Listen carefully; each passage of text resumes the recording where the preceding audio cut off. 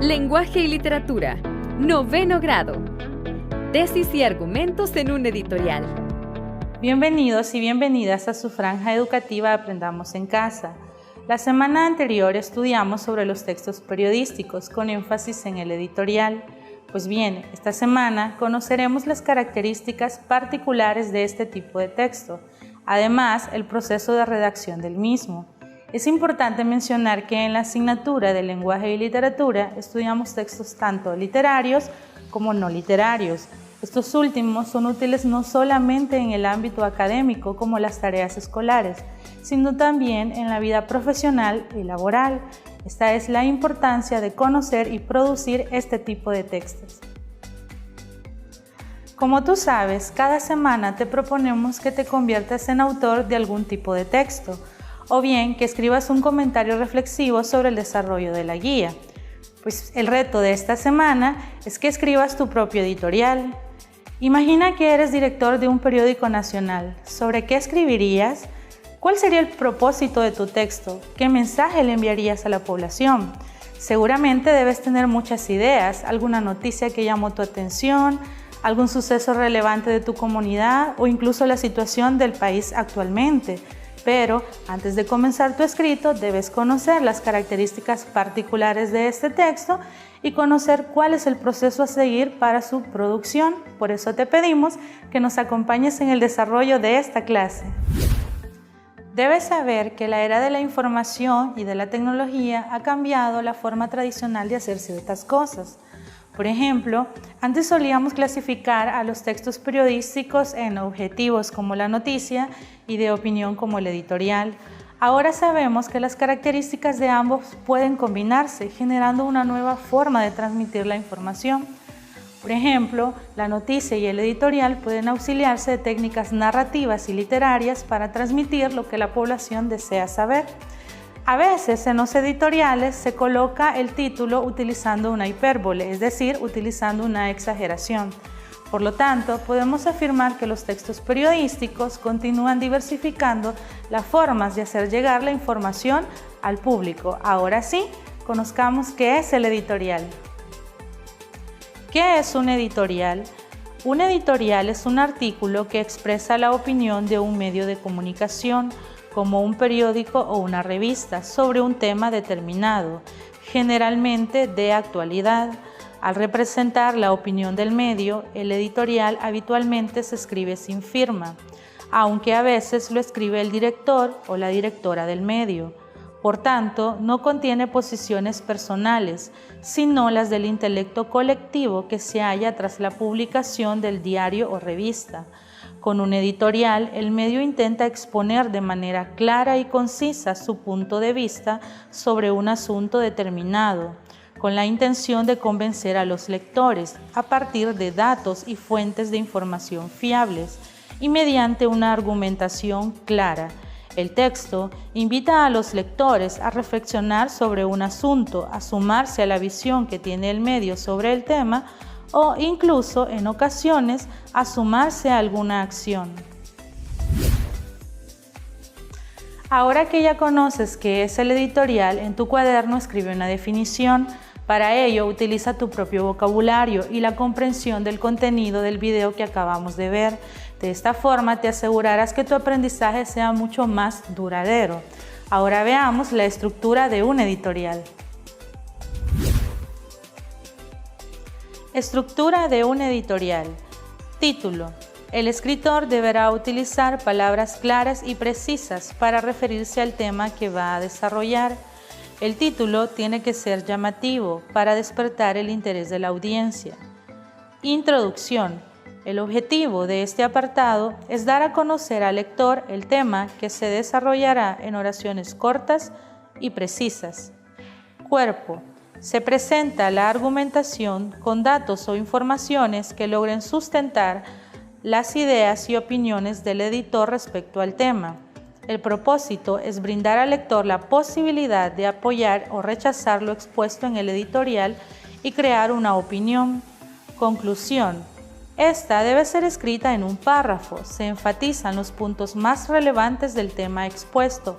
presentando el razonamiento lógico y la opinión del medio. De esta manera, el lector podrá tener una visión más clara del tema. Ahora que ya conoces qué es un editorial y sus principales características, es momento de realizar la lectura propuesta en tu guía. Veamos un ejemplo de editorial. Objetivos: salvar el planeta. Bajo los auspicios de la Organización Nacional de las Naciones Unidas, los estados concertaron en 1992 un convenio en el que se abogaba por estabilizar la concentración de gases de efecto invernadero en la atmósfera, a un nivel que no produjera interferencias peligrosas en el planeta. Un cuarto de siglo después, la situación se ha agravado de forma alarmante, y los efectos pueden ser irreversibles si no se adoptan medidas rápidas, profundas e innovadoras. A estas alturas del siglo, la temperatura ha subido ya aproximadamente 1 grado. Los últimos 4 años han sido los más calurosos y el pasado junio batió todos los récords. Frente a quienes relativizan los efectos del calentamiento global, existen certidumbres irrefutables. Los casquetes polares se derriten, los glaciales se extinguen, la capa de hielo de Groenlandia adelgaza y los fenómenos meteorológicos extremos se multiplican. Podría pensarse que en 3 décadas hay tiempo suficiente para afrontar con éxito el objetivo de 0 emisiones que quiere la ONU. Alcanzar una meta tan audaz requiere la puesta en marcha de transformaciones en el ámbito transporte, energía y consumo. El planeta no puede soportar el actual modelo de vida. El tiempo se acaba. Millones de jóvenes impulsados por un puñado de activistas saben que el problema no es futuro, sino presente. Es esperanzador que frente a la parálisis de los líderes políticos sean los estudiantes quienes enarbolen la bandera verde en un movimiento que se extiende por los 5 continentes. La lucha contra el cambio climático afecta a todos y requiere la acción de todos: gobierno, instituciones, empresas, organizaciones civiles y ciudadanos. Cuando hayas leído la lectura propuesta en tu guía, hazte la pregunta de qué trataba el texto. De esta forma tendrás seguridad de haber comprendido el contenido global. Luego, en tu guía se te hace una serie de preguntas encaminadas a comprender la estructura y el contenido del texto. La primera pregunta que se te propone es: ¿cuál es la idea principal de la introducción? Para responder a esta pregunta, debes ubicarte en la introducción del editorial y ubicar la información más importante o la más relevante. Cuando hayas ubicado esta información, asegúrate de que cumpla con las siguientes características. La idea principal se caracteriza por exponer el contenido más importante, por ello no puede suprimirse. Posee autonomía, es decir, no depende de otras. Articula las oraciones del párrafo y a veces no es explícita, sino que debes deducirla. Otra de las preguntas que se te plantea en tu guía son: ¿cuáles son los argumentos en los que se basa el autor y cuáles son las citas que utiliza el autor para basar estos argumentos? Para responder a estas preguntas debes saber que el editorial es un texto que representa un medio, por lo tanto, debe utilizar información confiable, es decir, información real. Otra de las preguntas que se te plantea en tu guía es: ¿cuál es el tema central del texto? Debes saber que el tema central no es lo mismo que el título. El tema central lo deduces identificando la idea principal de cada párrafo. Cuando hayas identificado la idea principal de cada uno de los párrafos del texto, tienes que elegir una frase que englobe el contenido general del texto. Para finalizar, tu guía te pide que respondas a la pregunta: ¿cuál es el propósito o la intención comunicativa del texto? Responder a esta pregunta es muy importante, ya que cuando la respondas significa que has comprendido el objetivo por el cual el texto fue escrito. De esta forma, la intención comunicativa de un texto puede ser persuadir, motivar, informar, concientizar, entre otros. Antes de conocer el proceso para redactar un editorial, veamos un video sobre uno de los escritores latinoamericanos más sobresalientes, el cual inició su carrera como periodista. Siendo uno de los máximos representantes de la literatura latinoamericana, considerado el padre del realismo mágico, Gabriel García Márquez siempre ponderó su pasión por el periodismo, oficio al que consideraba como el mejor del mundo. A partir de 1948 comenzó a publicar para periódicos de su natal Colombia. Fue reportero de la calle, cronista, columnista y corresponsal internacional. Fue el periodismo el que le soltó la muñeca y la imaginación, dice el también periodista Héctor Feliciano, y coinciden con ello diversos autores reunidos en Gabo Periodista, una antología que coeditaron el Consejo Nacional para la Cultura y las Artes, el Fondo de Cultura Económica y la Fundación para el Nuevo Periodismo Iberoamericano, que creó el propio Gabo en 1994. Debuta como columnista en el diario El Universal el 21 de mayo de 1948. El espacio se llamaba Punto y Aparte, lo firmaba con su nombre y se convirtió en una especie de laboratorio en el que gustaba de difuminar las barreras entre el periodismo y la literatura. La literatura le ha enseñado a buscar de una forma sutil la vida en lo cotidiano. Con su mirada literaria, de carácter sensible y risueño, descubre noticias donde otro no lo habría visto, porque observa con cuidado los matices de la vida cotidiana de la gente y los plasma con gran economía de frases, señala la periodista colombiana María Teresa Ronderos. El periodismo me ha ayudado a establecer un estrecho contacto con la vida y me ha enseñado a escribir. La obra cautiva, de fantasía, ha dado valor literario a mis trabajos como periodista, dijo García Márquez. Gabriel García Márquez fue todo esto y mucho más. Después de todo, como el mismo Gabo observaba, la vida no es la que uno vivió, sino la que uno recuerda y cómo la recuerda para contarla. Ahora que ya conoces al escritor de la semana, te invito a que me acompañes a ver el proceso para redactar un editorial. Veamos. Proceso para redactar un editorial. Paso 1. Planificación.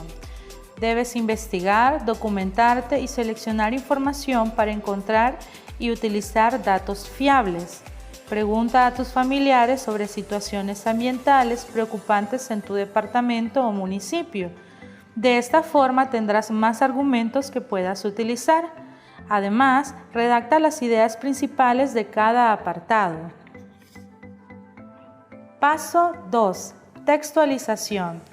Debes tener una opinión clara sobre el tema a tratar. Evita las ambigüedades.